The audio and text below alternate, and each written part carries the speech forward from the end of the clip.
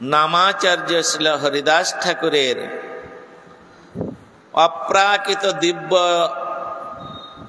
চরিত কথা শ্রবণ করতে করতে গতকাল আমরা শ্রবণ করেছি তিনি অদ্বৈত ঠাকুরের বাড়িতে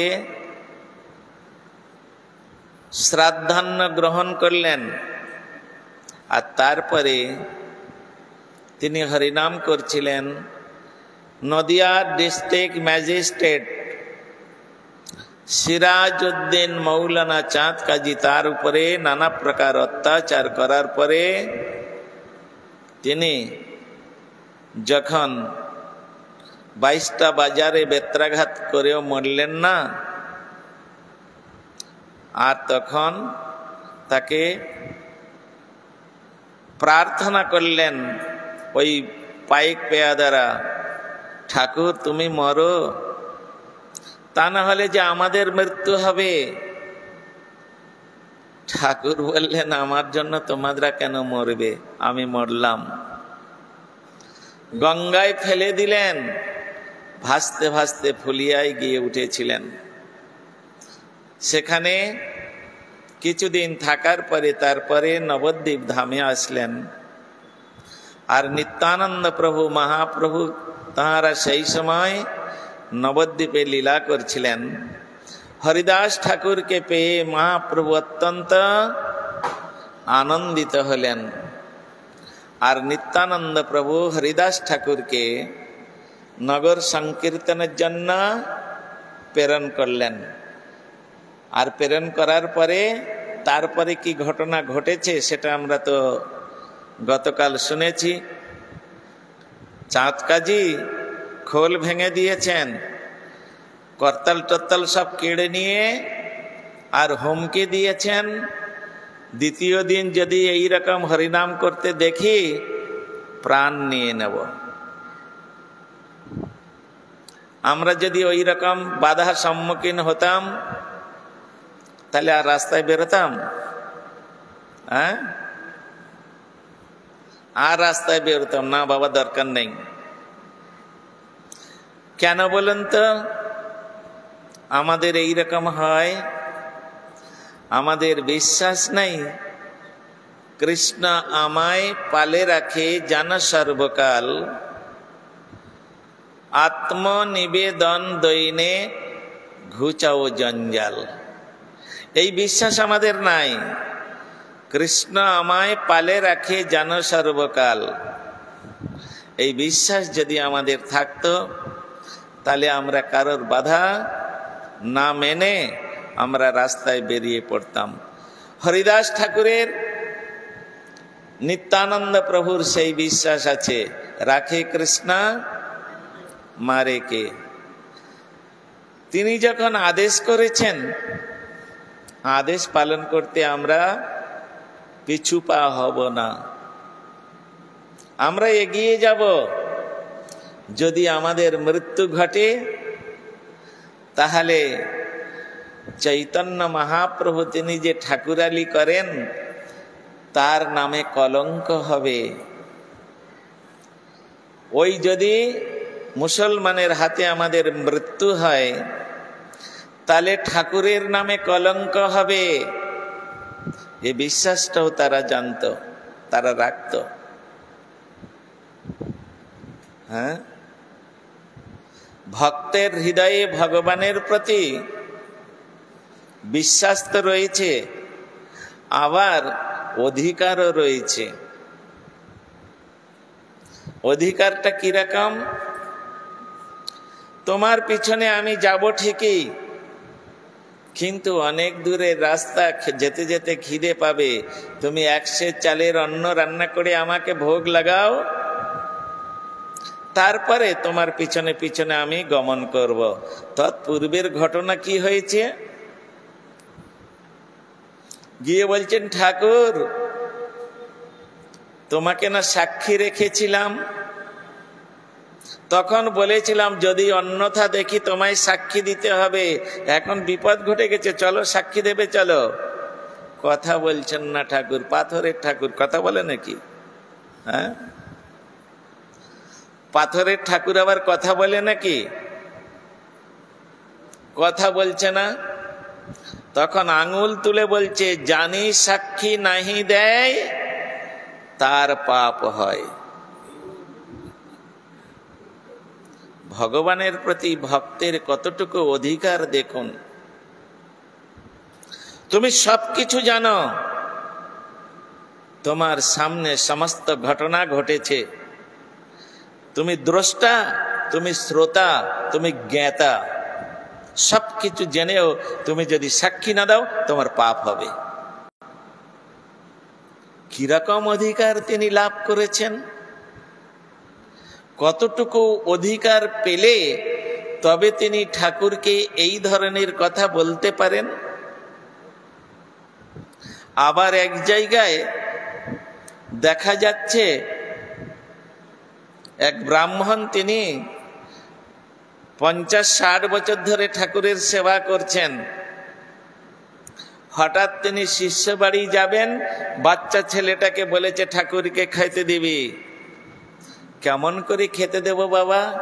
কেন? তোর মা তোকে যেমন করে খেতে দেয় ঠিক তুই সেইভাবে ঠাকুরকে খেতে দিবি। আমি 3 দিন পরে আসব। চলে গেলেন ব্রাহ্মণ। রান্না বান্না সমস্ত কিছু করে সুন্দর করে পারস সাজিয়ে ঠাকুরকে, ছেলেকে বললেন যা ঠাকুরকে খাইয়ে আয়।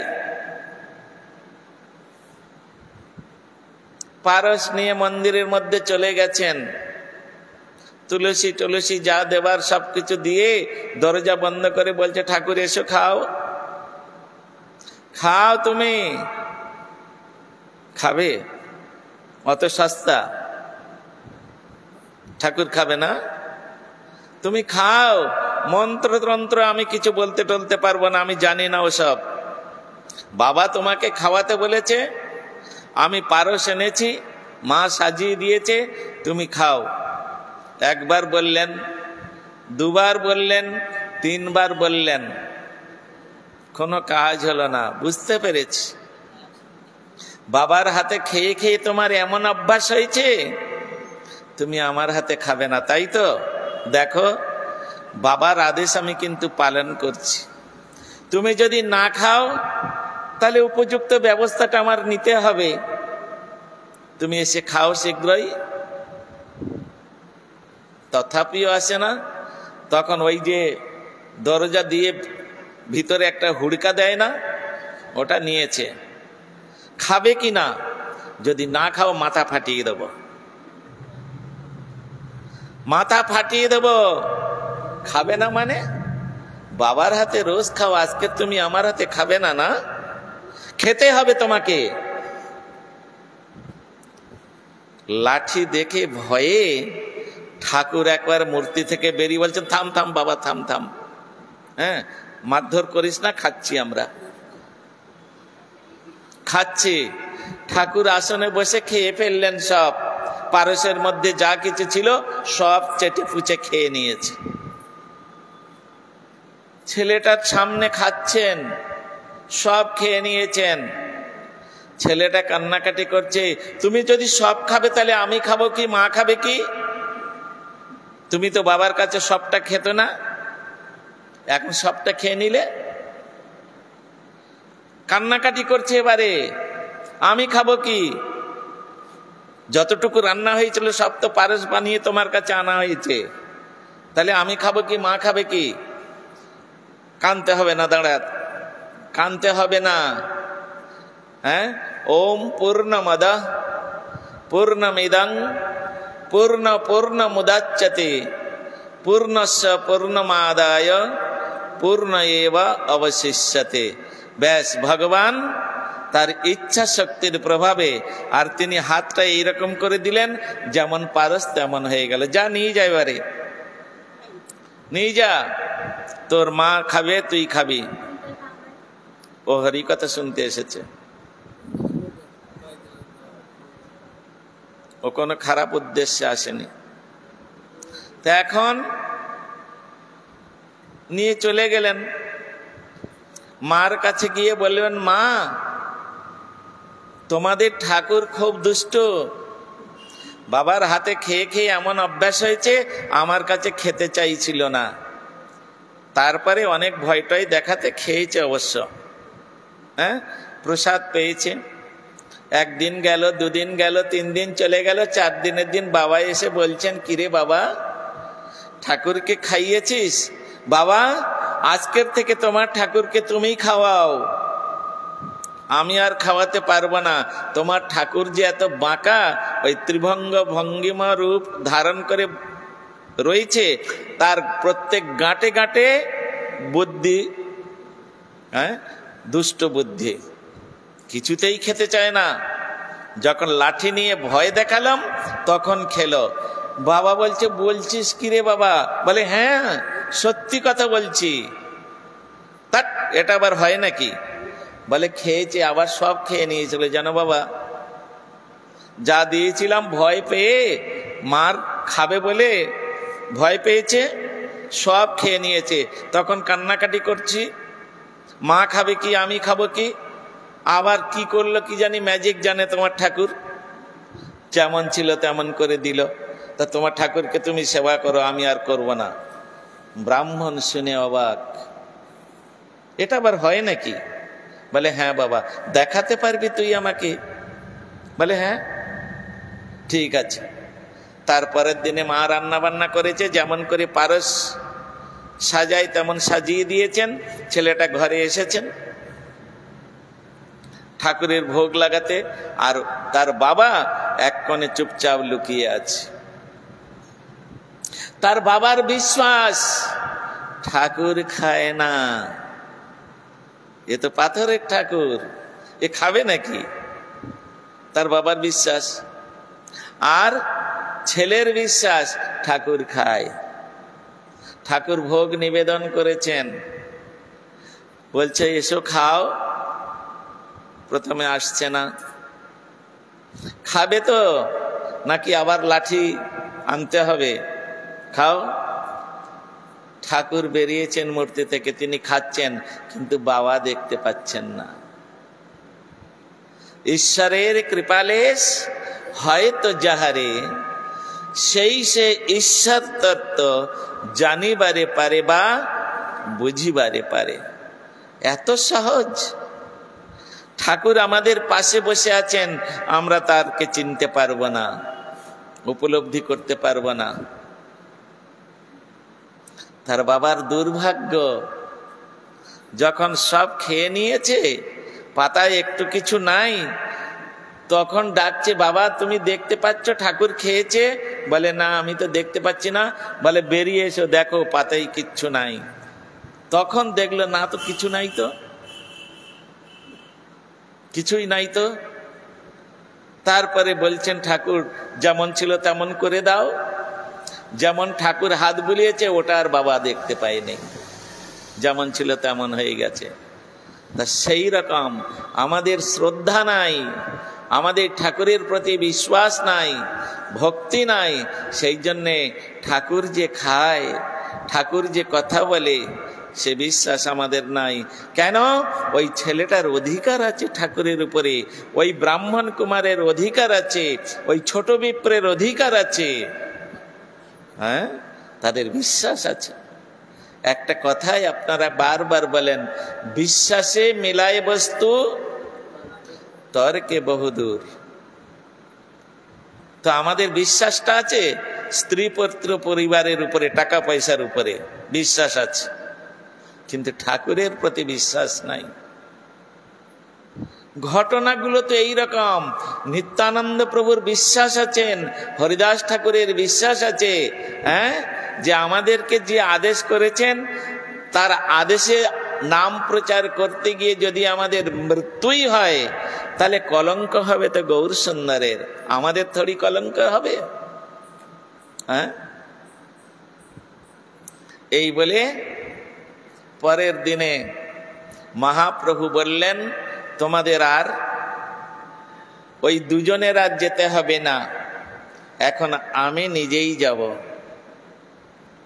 হ্যাঁ, আমি নিজেই যাব। তোমরা সকলে সন্ধ্যাবেলায় সব ভক্তদের নিমন্ত্রণ করো, প্রত্যেকে একটা যেন সকলে মশাল নিয়ে আমার বাড়িতে এসে উপস্থিত হয়। মহাপ্রভু আদেশ দিয়ে দিলেন, নিত্যানন্দ প্রভু, হরিদাস ঠাকুর সব নবদ্বীপবাসী সব ঘরে ঘরে বলে দিলেন, প্রত্যেকে একটি করে মশাল নিয়ে তোমরা মহাপ্রভুর বাড়িতে যাবে। কেন? আজকের গৌর নিত্যানন্দ প্রভু নদিয়ার পথে পথে নৃত্য করবে। আহা, হ্যাঁ, নদিয়ার পথে পথে নৃত্য করবে। তাই কীর্তন করেছেন না পদকর্তা, নদিয়ার রাজ পথে কে রে নেচে নেচে যায়, নদিয়ার রাজ পথে কে রে নেচে নেচে যায়, নেচে নেচে যায় রে গৌর নাচাইয়া যায়, নেচে নেচে যায় রে নিতাই নাচাইয়া যায়, নদিয়া রাজপথে কে রে নেচে নেচে যায়। দেখবি যদি আয় রে তোরা ছুটে ছুটে আয়, রাঙা পায়ে সোনার নূপুর কতই শোভা পায়, নদিয়া রাজপথে কে রে নেচে নেচে যায়। আজকের মহাপ্রভু তিনি নদিয়ার রাজপথে নৃত্য করবে। হ্যাঁ, নিত্যানন্দ প্রভু গৌর সুন্দর তাহারা নৃত্য করবেন। এই কথা শুধু মর্তলোকে নয়, ত্রিভুবনে ছড়িয়ে গেছে, স্বর্গমত্ত পাতালে। হ্যাঁ, স্বর্গমত্ত পাতালে ছড়িয়ে গেছে। আর যখন ছড়িয়ে গেছে তখন সমস্ত দেবতারা, হ্যাঁ, তারা নরনারীর বেশ ধারণ করে এসেছেন নবদ্বীপে মহাপ্রভুর নিত্য দর্শন করবেন বলে। আজকের আমাদের প্রাণের গৌর নৃত্য করবেন, প্রাণের দেবতা নৃত্য করবেন।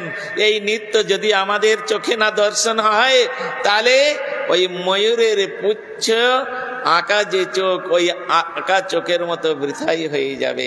তাই চলো আজকের আমরা সকলেই নরনারীর রূপ ধারণ করে, সেখানে বৃন্দাবন দাস ঠাকুর বর্ণনা করেছেন, যেদিন নিত্যানন্দ প্রভু গৌর সুন্দর এইরকম নৃত্য করছেন, সেদিন 100 কোটি লোক নবদ্বীপে এসে উপস্থিত হয়েছিল। 100 কোটি, 100 কোটি লোক।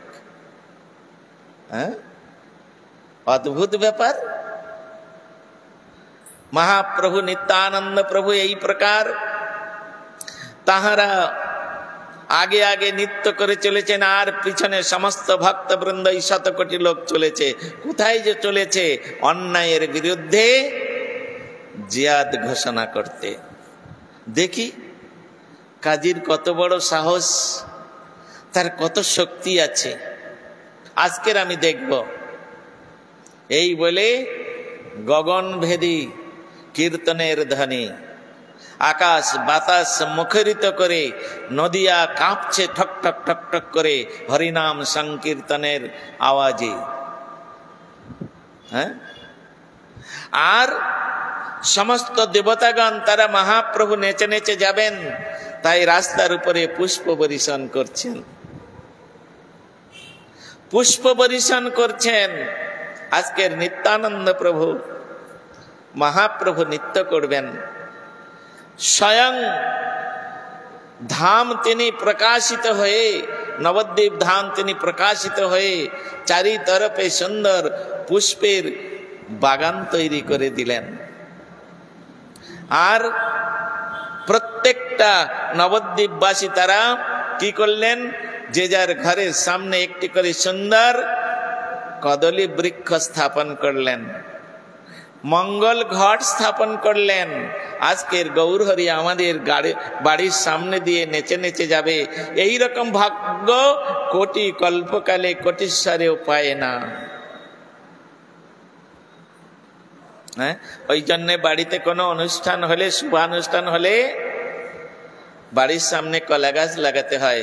যদি কদলী সহ কলা গাছ হয় তো আরো মঙ্গল। আর একটি আম পল্লব, একটি বস্ত্র আর একটি শশীষ ডাব দিয়ে ঘট বসাতে হয়। একে বলা হয় মঙ্গল ঘট। মঙ্গল ঘট। তো এইরকম সব একদম নদিয়ায় সাজো সাজো রব, সব এইরকম এমন ভাবে সব মশাল জেলে সব যাচ্ছে, মনে হয় যেন কোটি সূর্য রাত্রিবেলাতে উদিত হয়েছে। এই দেখে শুনে চাঁদ কাজী তিনি চিন্তা করলেন, জিজ্ঞাসা করছেন তাহার অনুচরদের, এই শব্দ কোথা থেকে আসছে? এই গগনভেদী শব্দ, হ্যাঁ, এ তো নবদ্বীপ কাঁপছে, কি ব্যাপার? তখন তারা বলছেন, হুজুর নিমাই পণ্ডিত আসছেন। আপনি কালকের তার খোল ভেঙে দিয়েছিলেন না, তার ভক্তদের করতাল কেড়ে নিয়েছেন, হুমকি দিয়েছেন প্রাণে মেরে দেবেন, তাই নিমাই পণ্ডিত তিনি আসছেন আপনার সঙ্গে মোকাবিলা করার জন্য। আর এদিকে রাত্রেবেলায় কি ঘটনা ঘটেছে? যেদিন খোল করতাল কেড়ে নিয়েছিলেন, ভেঙে দিয়েছিলেন, রাত্রেবেলায় ওই চাঁদ কাজী যখন শুয়েছিলেন আর মহাপ্রভু তার গিয়ে ঘরের মধ্যে নৃসিংহমূর্তি ধারণ করে বুকের উপরে চেপে বসেছে। কি বলেছিলেন? ফাড়িব হৃদয় তোর মৃদঙ্গ বদলে। হ্যাঁ, তুই আমার কীর্তনের মৃদঙ্গ ভেঙে দিয়েছিস, আজকের তোর বক্ষ আমি বিদীর্ণ করে দেব। স্বপ্নে দেখিয়ে দিয়েছেন। আর এই রকম ভয় পেয়ে সে তখন কি করেছে, বলে শীঘ্রই দরজা বন্ধ কর, কোলাপসেবল গেট বন্ধ করে দে, বন্ধ করে দে, যেন ভিতরে ঢুকতে না পারে। এই বলে গেট তো বন্ধ, এদিকে ঘরের দরজা বন্ধ, খাটের নিচে ঢুকে আর চুপচাপ আছে। মহাপ্রভু অমানি মানদ ধর্মে দীক্ষিত, সর্বভূত অন্তর্যামী গৌর হরি আমার। তিনি কি করলেন? তিনি বুঝতে পারলেন কাজী অত্যন্ত ভয় পেয়ে গেছে, কাজীর ক্ষমতা নাই, হ্যাঁ ক্ষমতা নাই। তাই সমস্ত ভক্তবৃন্দকে কাজীর উঠানের মধ্যে দাঁড় করে দিলেন, তোমরা এখানে দাঁড়াও, আমি দেখছি। এই বলে সেই কোলাপসেবলের গেট বন্ধ আছে, দরজা বন্ধ আছে। ঘরের মধ্যে গিয়ে বলছেন, কাজী সাহেব খাটের মধ্যে ঢুকে আছো কেন? খাটের নিচে বের হও। ঠক ঠক করে কাঁপতে কাঁপতে বেরিয়ে এসে বলছেন, ঠাকুর তুমি ঢুকলে কি করে? আমার তো দরজা বন্ধ করা আছে, আমার তো দরজা বন্ধ করা আছে, তুমি ঢুকলে কি করে ঘরের মধ্যে? বলে, কাজী সাহেব তুমি চোখটা বন্ধ করে দেখো, তোমার হৃদয়ের মধ্যেও আমি আছি। হ্যাঁ, তুমি তোমার চোখটা একবার বন্ধ করে দেখো, তোমার হৃদয়ের মধ্যে আছি আমি। এই পৃথিবীতে নাই, এই বিশ্ব ব্রহ্মাণ্ডে এমন কোন শক্তি নাই যে আমাকে আটকে রাখবে। হ্যাঁ, তা সেখানে বৃন্দাবন দাস ঠাকুর তার লেখনীর মধ্যে তিনি বর্ণনা করছেন যে মহাপ্রভুর সঙ্গে এত লোক গিয়েছিলেন। ওই কাজী সাহেবের উঠানের মধ্যে বিশাল একটা তেঁতুল গাছ ছিল, প্রত্যেকে একটি করে তেঁতুল পাতা নিয়েছে, সব গাছের পাতা শেষ হয়ে গেছে। হ্যাঁ, একটি করে তেঁতুল পাতা ছিঁড়ে নিয়েছিলেন, তাতে সব তেঁতুল পাতা শেষ। মহাপ্রভু তখন কাজী সাহেবকে বলছেন, কাজী সাহেব তুমি আমার কীর্তনের খোল ভেঙেছ কেন? এই কথার প্রথম উত্তর দাও। তুমি আমার ভক্তদের উপরে হুমকি দিয়েছ, তাকে প্রাণে মেরে ফেলবে কেন? কিসের জন্য? তোমরা যদি তোমাদের ধর্ম পালন করতে পারো, তাহলে আমরা কেন আমাদের ধর্ম পালন করব না? আর তোমাদের কিসের ধর্ম? হিংসা বৃত্তিটা কোনোদিন ধর্ম নয়। অহিংসা পরম সুখ, হিংসা কোনোদিন সুখদায়ক হয় না। কেউ কারোর উপরে হিংসা করবে, সে ছোট হিংসা হোক আর বৃহৎ হোক, কোনোদিন কারোর উপরে হিংসা করলে, কেউ যদি হিংসা করে, কোনো বৈষ্ণবের উপরে নাই, শুধু কোনো ব্যক্তির উপরে যদি কোনোদিন হিংসা করে, তার ক্ষতি হবে। যার উপরে হিংসা করবে তার কোনো ক্ষতি হবে না। তোমাদের ধর্ম হচ্ছে পিতা মাতা মারি খাও, কিবা তব ধর্ম। তোমরা পিতা মাতাকে হত্যা করে খাও, তোমাদের আবার কিসের ধর্ম? হ্যাঁ, বলে কি করে পিতা মাতা মেরে খায় না? বলছেন বৃষয়ন্ন উপজয় তারে বলি পিতা, আরে গাভী দুগ্ধ প্রদানয় তারে জানি মাতা। বৃষ মানে বলদ, নাঙ্গল করে নানা রকম অন্ন জাতীয় জিনিস, সবজি টবজি উৎপাদন করে। এই জন্য যারা অন্নদাতা তাদেরকে পিতা বলা হয়, আর যারা দুধ প্রদান করে তাদের মাতা বলা হয়। তোমরা গাভীর দুধ খাও, সে মাতা, গাভী মাতা, তাদেরকে মেরে তোমরা খাও, তোমাদের কিসের ধর্ম? উত্তর দাও। তখন সে তো ভয়ে ঠকঠক করে কাঁদছে, হাত জোড়ে করে বলছেন, নিমাই পণ্ডিত, গ্রাম সম্পর্কে তুমি আমার ভাগিনা হও, আমি তোমার মামা। হ্যাঁ, সাদেকে বিড়াল গাছে ওঠে, আমি তোমার ভাগনা, তা আমি তোমার মামা। মামা যদি কোনো অন্যায় করে, ভাগনা তার দোষ নেয় না। অতএব তুমি আমার সমস্ত অপরাধ ক্ষমা করে দাও, আমি ভুল করেছি।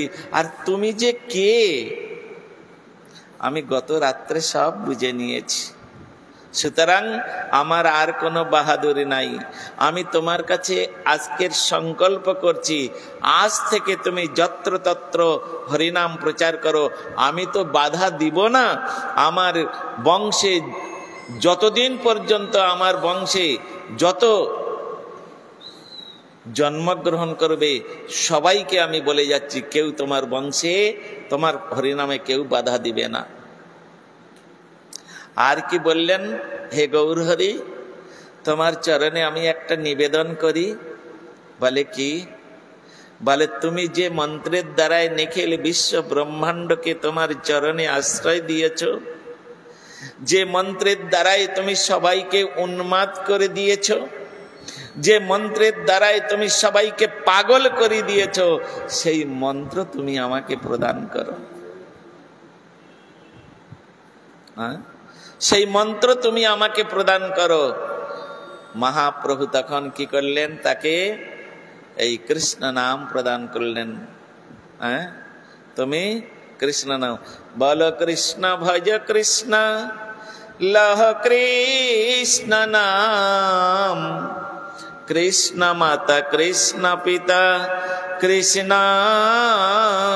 ধন প্রাণ, কৃষ্ণের সংসার করো ছাড়িয়া নাচার, জীবে দয়া নামে রুচি সর্বধর্ম সার। এই তখন তাকে মন্ত্র দিলেন। আর তিনি ওই হুসেন সাহার চাকরি থেকে তিনি বিরত হয়ে গেলেন, আর তিনি তার সমস্ত ফ্যামিলি নিয়ে তিনি কৃষ্ণ নাম করতে লাগলেন।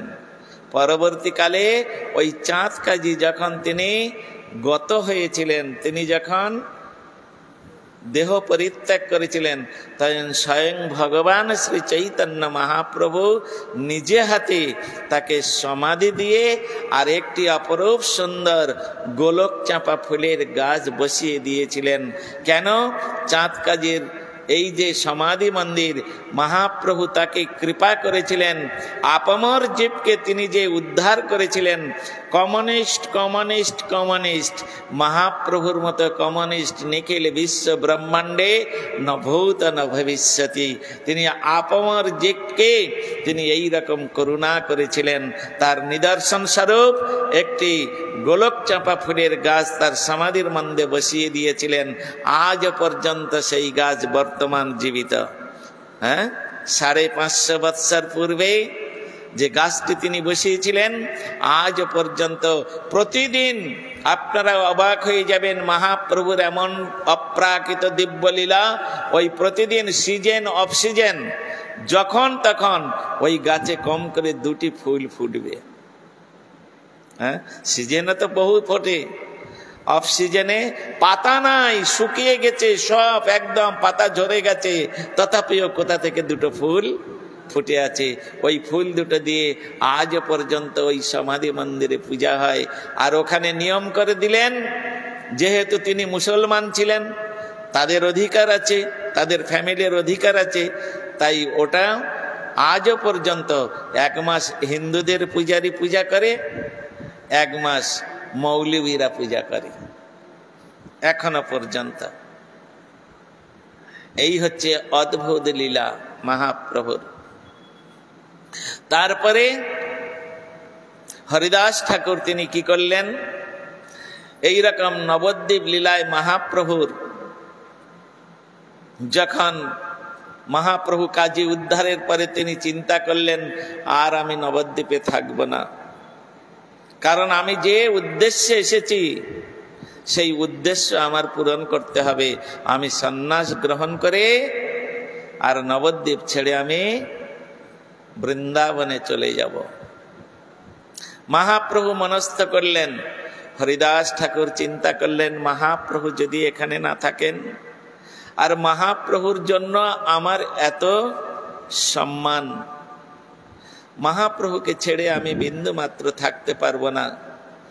যখন মহাপ্রভু তিনি সন্ন্যাস গ্রহণ করে তিনি বৃন্দাবনে যাবেন, তো মা তাকে বললেন, বাবা বৃন্দাবন অনেক দূরের রাস্তা, ওখানে তুই যদি চলে যাস তোর খবরাখবর আমি নিতে পারবো না, তার থেকে একটা কাজ কর, তুই পুরীতে যা, ওখানে জগন্নাথ দেব রয়েছেন, আর ওইখানে তুই থাকলে আমি প্রতি বৎসর তোর খবরাখবর নিতে পারবো। কারণ এখান থেকে সমস্ত ভক্ত তারা পুরীতে রথযাত্রা দর্শন করতে যায়, তোর সঙ্গে মিলিত হবে, আর তোর কথা আমি, তাই মায়ের বাক্য রক্ষার্থে তিনি বৃন্দাবন যাওয়ার পরিকল্পনা পরিত্যাগ করে আর তিনি ওই পুরীধামে চলে যাচ্ছেন। সঙ্গে যাচ্ছেন কে? সঙ্গে 4 জন ব্যক্তি গিয়েছিলেন। আমি বহুবার বলেছি, আজও বলছি। প্রথম হচ্ছে গদাধর পণ্ডিত, ইনি হচ্ছেন গৌর শক্তি গদাধর। কেন তিনি যাচ্ছেন? এই যে কিছুদিন পূর্বে আমরা কানাই নাটশালা গিয়েছিলাম, মালদা থেকে, ওখান থেকে মানিকচক যেতে হয় গাড়িতে করে, আর মানিকচক থেকে স্টিমারে যেতে হয় রাজমহল, রাজমহল থেকে টোটো বা অটো যোগে যেতে হয় কানাই নাটশালা। মহাপ্রভু যখন বৃন্দাবন যাবেন বলে তিনি মনস্থ করেছিলেন নবদ্বীপ থেকে, তখন ওই কানাই নাটশালা পর্যন্ত গিয়ে তিনি ফিরে এসেছিলেন। আর ওইখানে মহাপ্রভু তিনি কৃষ্ণ কৃষ্ণ বলে এমন ক্রন্দন করেছিলেন, তো ভগবান কৃষ্ণচন্দ্র ওখানে তিনি অবতীর্ণ হয়ে প্রকাশিত হয়ে আর তিনি নৃত্য করেছিলেন। ওই জন্য জায়গাটার নাম হয়েছে কানাই নাটশালা, মানে নৃত্যশালা, নৃত্য করেছিলেন। অপরূপ সুন্দর পরিবেশ, একদম সুরধনী গঙ্গার তীরে অপরূপ সুন্দর পরিবেশ। সেই পরিবেশে বর্তমানে আমাদের ইস্কন থেকে সেখানে মন্দির করেছে, অপরূপ সুন্দর। হ্যাঁ, যদি কোনোদিন সুযোগ সুবিধা হয় আপনারা যাবেন। বর্তমান ওটা ঝাড়খণ্ডের মধ্যে পড়েছে। হ্যাঁ, তো ওইখান থেকে ফিরে গেলেন, আর ফিরে গিয়ে গদাধরের গলাটা জড়িয়ে ধরে খুব কাঁদছিলেন। গদাধর, আমি ভগবান কৃষ্ণকে পেয়েছিলাম, কিন্তু আমার দুর্ভাগ্যবশত আমি তাকে হারিয়ে ফেলেছি। কাঁদতে কাঁদতে কাঁদতে কাঁদতে তিনি একেবারে মূর্ছিত হয়ে যাচ্ছেন। আর দূর থেকে সচিমাতা এই সমস্তগুলো দেখছে। গদাধর বলছেন, প্রভু আপনি কৃষ্ণ বলে কাঁদছেন কেন? কৃষ্ণ তো আপনার অন্তরে আছেন। ও গদাধর, এটা তো আমি জানতাম না, তাহলে আমার অন্তরে কৃষ্ণ আছে। এই বলে নিজের নখ দিয়ে, হাতের নখ দিয়ে বক্ষ চিরতে আরম্ভ করেছে। তখন গদাধর বলছেন, প্রভু এটা আপনি কি করছেন? আরে আপনি নখ দিয়ে ওই রকম নিজের শরীরটাকে চিরছেন, ওখানে ভগবান বসে আছে, তার গায়ে যে আঁচড় লাগবে। ও ঠিক বলেছ, ঠিক বলেছ গদাধর। এই বলে তিনি ধীরে ধীরে ধীরে শান্ত হয়ে গেলেন। দূর থেকে সচিমাতা এই সমস্ত দেখে গদাধরের হাতটা ধরে তখন সেদিন বললেন, গদাধর আজকের তোমার কাছে আমার একটা ভিক্ষা। বলে কি মা, কি ভিক্ষা তুমি আমার কাছে চাও? বলে আজকের থেকে এই নিমাইয়ের রক্ষণাবেক্ষণের দায়িত্ব আমি তোমার হাতে সমর্পণ করলাম। তুমি ব্যতীত আমার নিমাইকে কে এইরকম ভাবে সান্ত্বনা করতে পারবে না, দিতে পারবে না। তাই তুমি আমায় কথা দাও, আজকের থেকে কোনোদিন তুমি আমার নিমাইকে ছেড়ে কোথাও যাবে না। তিনি মায়ের কাছে কথা দিয়েছিলেন, মা আমারন, যতদিন পর্যন্ত আমার শরীরে প্রাণ থাকবে ততদিন পর্যন্ত আমি নিমাইয়ের পাশে থাকব। তাই তো আজকের মহাপ্রভু যখন সন্ন্যাস নিয়ে তিনি চলে যাচ্ছেন পুরী ধামে, তো প্রথম সঙ্গীতার হলেন গদাধর পণ্ডিত। তার সঙ্গে গিয়েছিলেন মুকুন্দ, তার সঙ্গে গিয়েছিলেন হরিদাস ঠাকুর, আর তার সঙ্গে গিয়েছিলেন শ্রীমান নিত্যানন্দ। এই চারজন মহাপ্রভুর সঙ্গ নিলেন। মহাপ্রভুর সঙ্গে তারা চলতে লাগলেন পুরীধামের পথে। তা চলতে অনেক সময় লাগবে না? হ্যাঁ, অনেক সময় লাগবে। পুরীতে হেঁটে হেঁটে যাবেন মহাপ্রভু। কোথায় দিয়ে যাচ্ছেন তিনি পুরীতে? তিনি নবদ্বীপ থেকে বের হয়ে আর ওখান থেকে তিনি ওই 24 পরগনা, কলকাতা পার হয়ে 24 পরগনা ডিস্ট্রিক্টের মধ্যে প্রবেশ করেছেন। আর ওইখান থেকে বারুইপুর বলে একটা স্টেশন আছে, ওইখানে হয়ে তারপরে গিয়েছেন ওই হচ্ছে কি আপনার যেখানে চক্রতীর্থ মেলা হয়, যেখানে শিব ঠাকুরের প্রাধান্য বেশি, হ্যাঁ, আর ওইখানে শতমুখী গঙ্গা প্রবাহিত হয়েছিল। তারপরে কৃষ্ণচন্দ্রপুর হয়ে ওই কৃষ্ণচন্দ্রপুরে ওইখানে মহাপ্রভুর ছত্রভোগ বলে একটি জায়গা আছে, চৈতন্য চরিতামৃতের মধ্যে বর্ণনা আছে।